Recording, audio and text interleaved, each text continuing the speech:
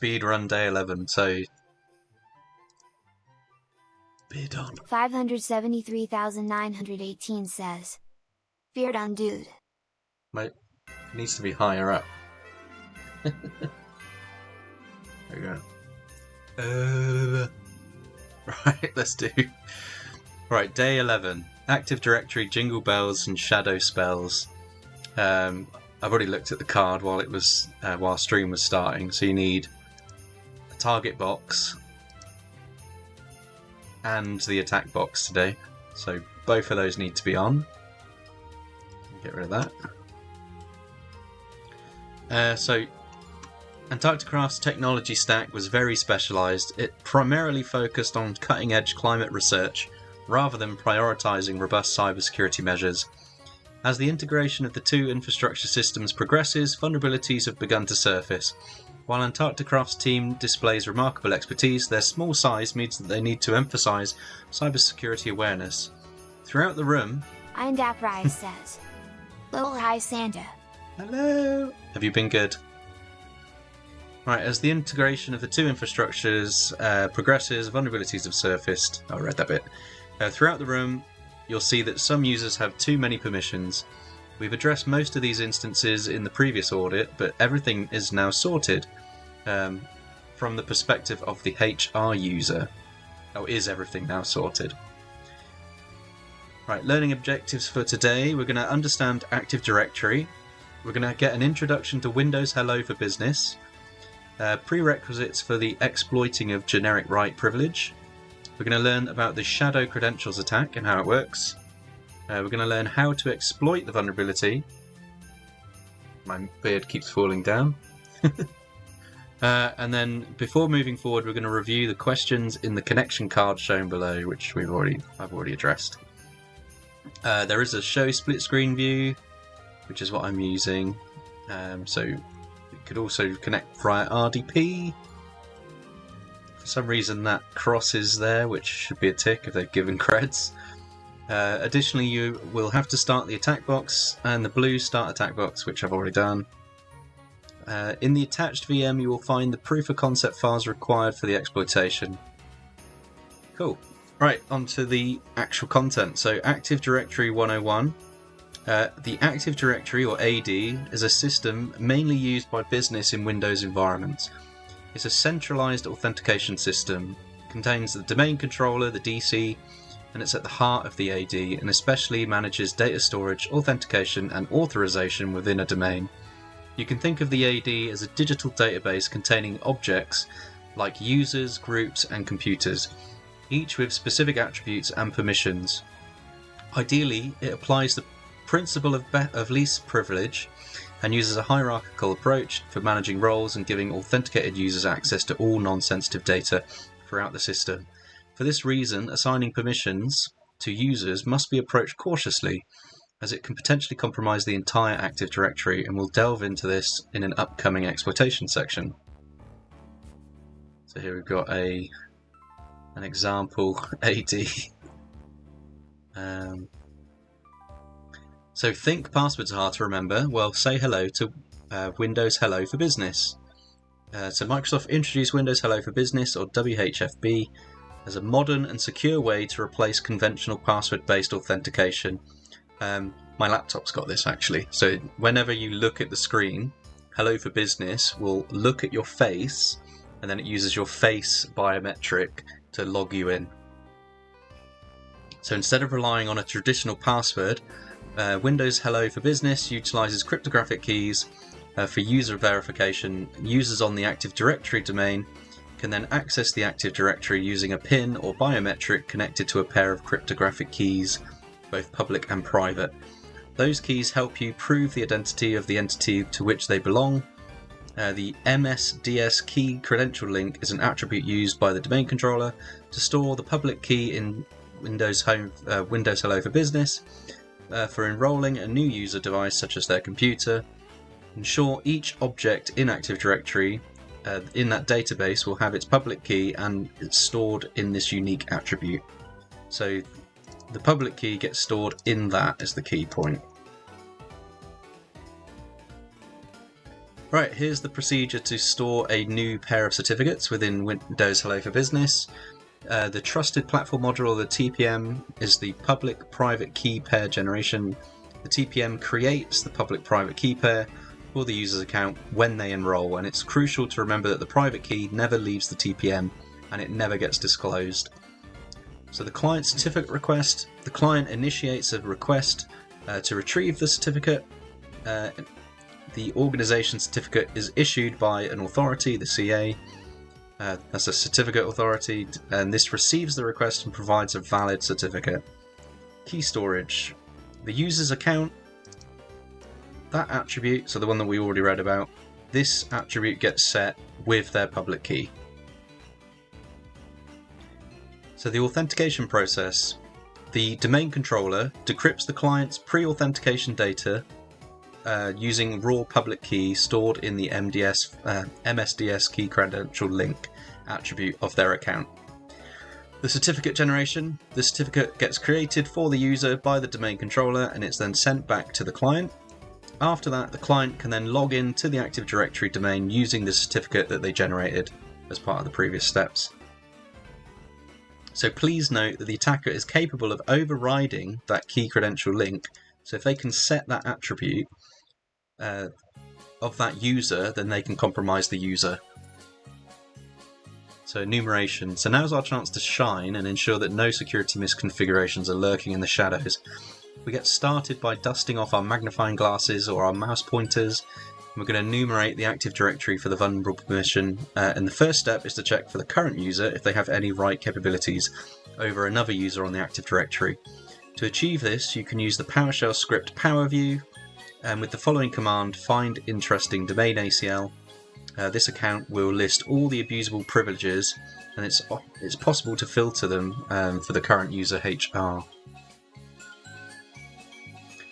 From the vulnerable machine, launch PowerShell, which is pinned to your taskbar. So we need to do the shadow creds and launch PowerShell.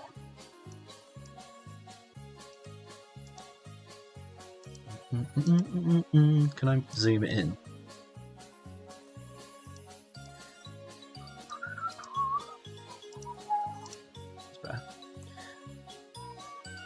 Right, so from this machine we need to do a cd c:\users HR desktop, and then we need to run PowerShell EP bypass. So that lets us run potentially dodgy scripts, and then do /PowerView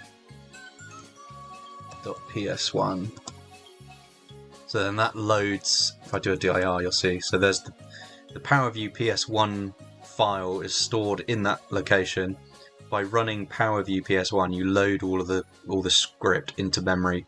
That then means we can run the functions that were in that script as part of the next step. So at this point, we can then enumerate the privileges by running find interesting domain ACL.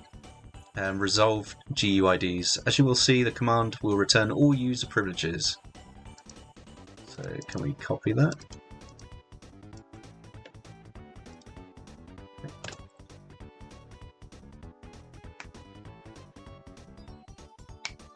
Since we're specifically looking for the current user HR, we need to filter out using where object.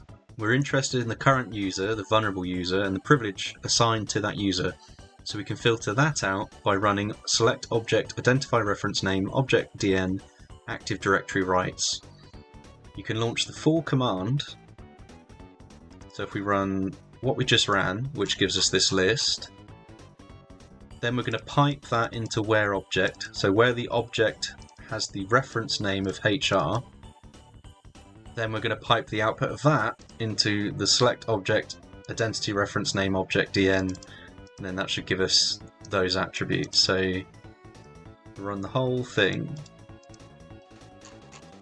Yeah. So this is the output. So this is all of the GUID accounts we've got. So if we copy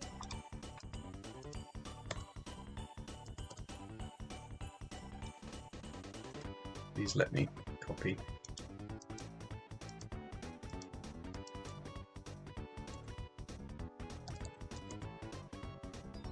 Okay, right, so paste the whole command in, and then this should give us the refined bit that we're after.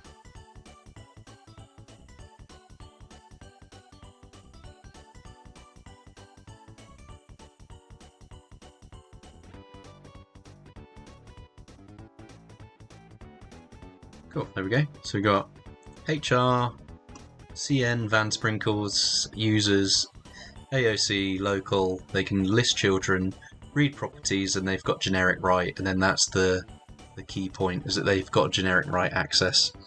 But they've got GenericWrite on this object. So here's, as you can see from the previous output, the HR user has GenericWrite permission over the administrator object in the example.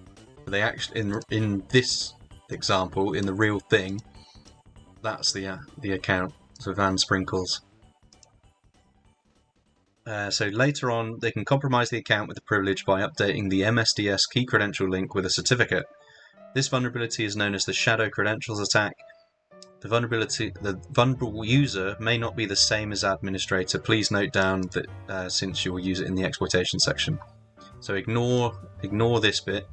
Work on this bit, the bit that you've actually run the code. So exploitation. One helpful tool for abusing the vulnerable privileges is Whisker, a C# utility created by Elad Shamir using Whisker is pretty straightforward.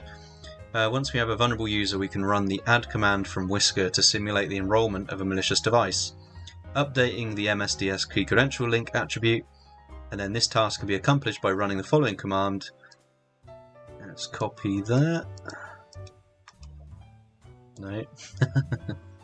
Copy. Okay. And then we need to change admin to Van Sprinkles. Cool, and that's generating the certificate. There we go. So then once we've got the certificate, we can spoof the user. We generate the we've got the key credentials, got the device ID, and then it gives us a Rubius command that we can run. So this tool conveniently provides the certificate necessary to authenticate an impersonation of the vulnerable user, and it has the command ready to be launched using Rubius. The core idea behind the authentication in AD is using the Kerberos protocol, which provides tokens, TGTs, that's a ticket granting ticket, for each user. A ticket granting ticket can be seen as a session token. This avoids the credential prompt after the user authentication. Rubius is a C# tool designed for direct Kerberos interactions and exploitation. It was developed by SpectreOp, and it contains a pass the hash attack. So if we continue the exploitation by asking for a TGT of the vulnerable user by entering the certificate that's been generated, once you've obtained the certificate, you can acquire a valid ticket granting ticket to impersonate the vulnerable user.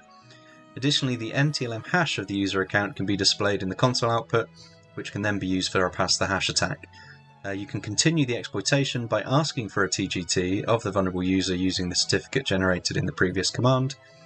To do so, just copy-paste the output of that command, and a detailed explanation of what the command is doing is shown below. So if we copy this all the way down to show, still not letting me paste.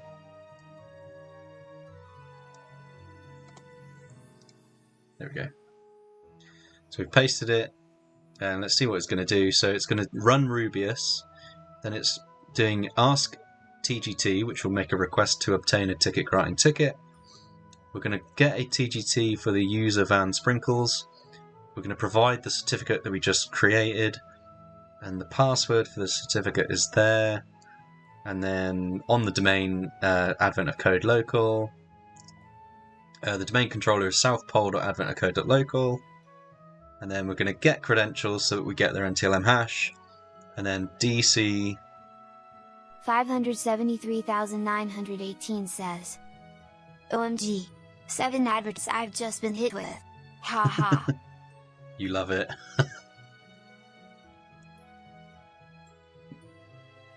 Right. Right, cool. So yeah, so we've run this, and this should be the output. So run. Nope.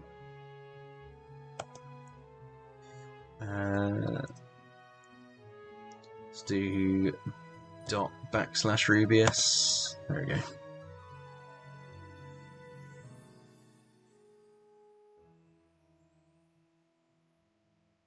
Right, so it's asking for a TGT.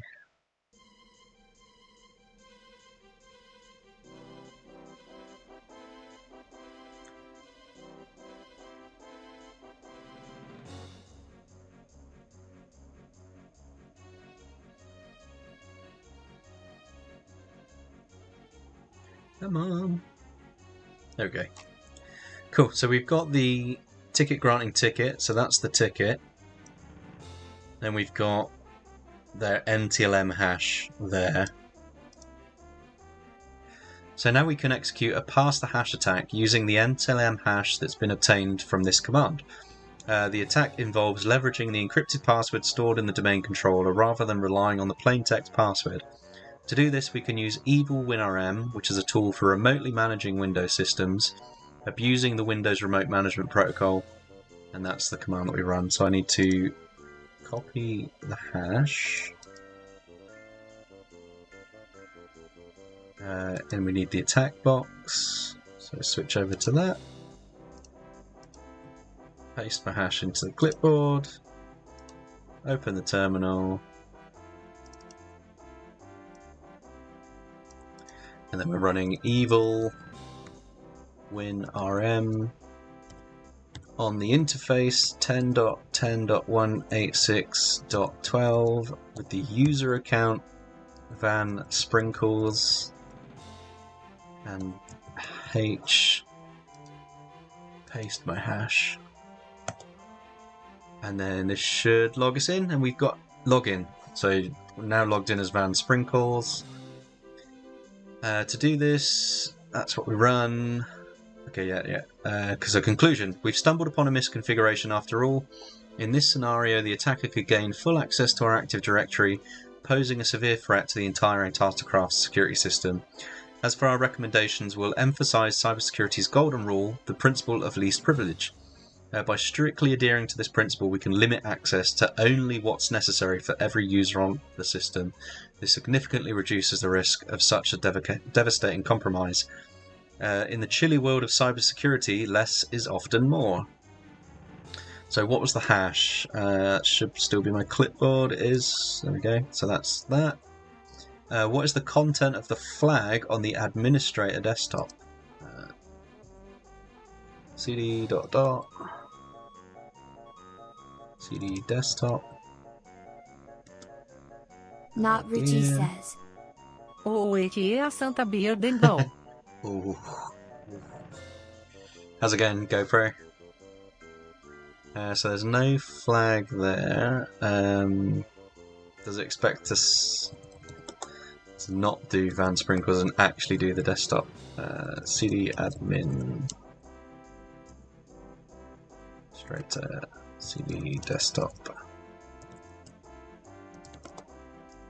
Yeah, there we go. Right, so flag.txt, type flag.txt, and there we go. Not bad. Had a few downtime minutes and saw lots of people streaming. It's the time of year for it, isn't it? Everyone comes out of the woodwork to do Advent. Alright, so there's Xmas, THM Xmas is safe. If you enjoyed the task, please check out the Compromising Active Directory module. So this one... Oh, I've only done the first one, so we should probably do the rest at some point. So yeah, those two, the first three are free, and then the rest you need to be a subscriber. So if you want to check those out, you will have to subscribe at some point. And then Van Sprinkles has left some stuff around the domain controller. It's like a secret message waiting to be unraveled. Really? Then I guess it's going to be in chat log or something.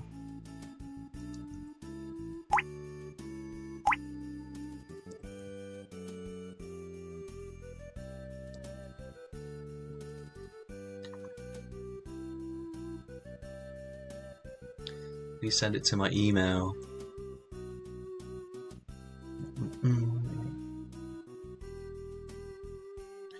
Try the ad card extra. I don't know about you guys, but adblock never works on Twitch for me. Like, the ads just get through anyway. But at least they're more relevant than the YouTube ones. The YouTube ones are like, oh, use this crappy mobile app that no one ever wants to install. The ones on Twitch are actually like proper adverts.